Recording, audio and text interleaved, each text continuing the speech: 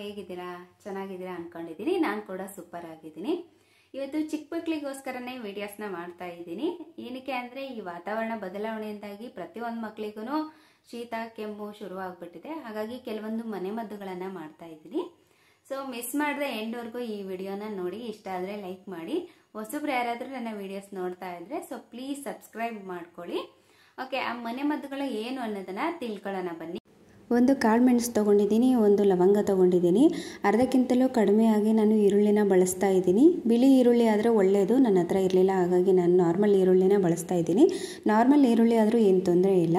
2 ದೊಡ್ಡಪತ್ರೆ ಎಲೆ ಬಳಸ್ತಾ ಇದ್ದೀನಿ, ಚಿಕ್ಕದಾಗಿರೋದು. 4 ರಿಂದ 5 ತುಳಸಿ ಎಲೆ ತೊಗೊಂಡಿದ್ದೀನಿ. ಇಲ್ಲಿ ನಾನು ಜೇನುತುಪ್ಪನ ಕೂಡ ಬಳಸ್ತಾ ಇದ್ದೀನಿ. ಸ್ವಲ್ಪ ಖಾರ ಖಾರ ಅನಿಸಿದ್ರೆ ಕೆಲವೊಂದು ಮಕ್ಕಳು ಕುಡಿಯಲ್ಲ ಇದನ್ನು, ಹಾಗಾಗಿ ಜೇನುತುಪ್ಪ ಮಿಕ್ಸ್ ಮಾಡಿ ಕೊಟ್ಟರೆ ಆರಾಮಾಗಿ ಕುಡಿತಾರೆ. ಜೇನುತುಪ್ಪ ಕೆಮ್ಮಿಗೂ ಕೂಡ ಒಳ್ಳೆಯದು.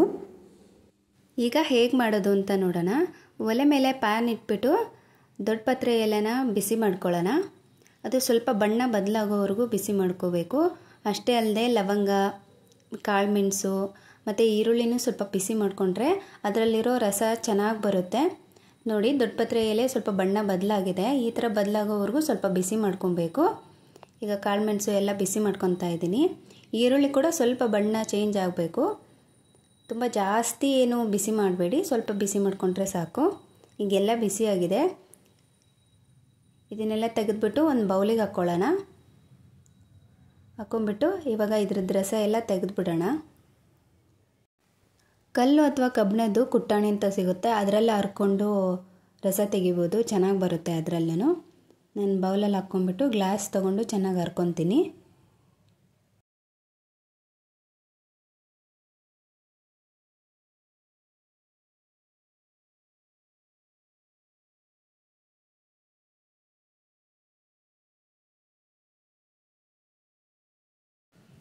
ನಾನೀಗ ಸಣ್ಣದಾಗಿ ಹರ್ಕೊಂಡಿದ್ದೀನಿ.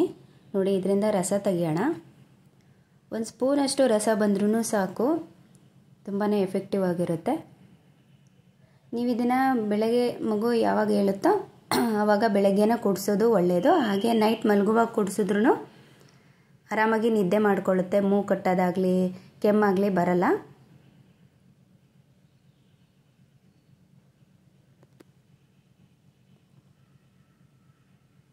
ನೋಡಿ, ಈ ರೀತಿಯಾಗಿ ರಸ ರೆಡಿ ಆಗುತ್ತೆ.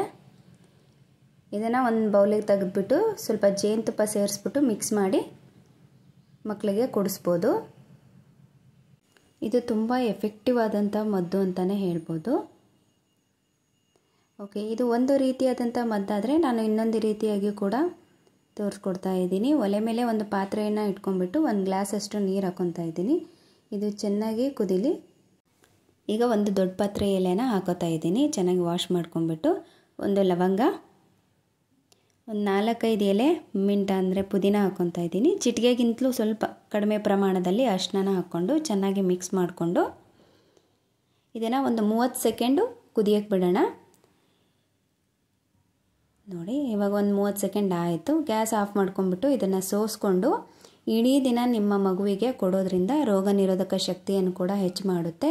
ದೇಹದ ಒಳಗಡೆ ಇರುವಂಥ ಬ್ಯಾಕ್ಟೀರಿಯಾಸ್ನ ಕಡಿಮೆ ಮಾಡೋಕ್ಕೆ ಸಹಾಯ ಮಾಡುತ್ತೆ. ನೋಡಿದ್ರಲ್ಲ ಯಾವ ರೀತಿ ಮನೆಮದ್ದನ್ನು ಮಾಡಿದೆ ಅಂತ ಹೇಳ್ಬಿಟ್ಟು. ಇವತ್ತಿನ ವ್ಲಾಗ್ ಇಷ್ಟ ಫ್ರೆಂಡ್ಸ್. ನಾಳೆ ಮತ್ತೊಂದು ಹೊಸ ವಿಡಿಯೋದೊಂದಿಗೆ ನಿಮ್ಮನ್ನು ಭೇಟಿ ಆಗ್ತೀನಿ. ಅಲ್ಲಿವರೆಗೂ ಟೇಕ್ ಕೇರ್, ಬಾಯ್.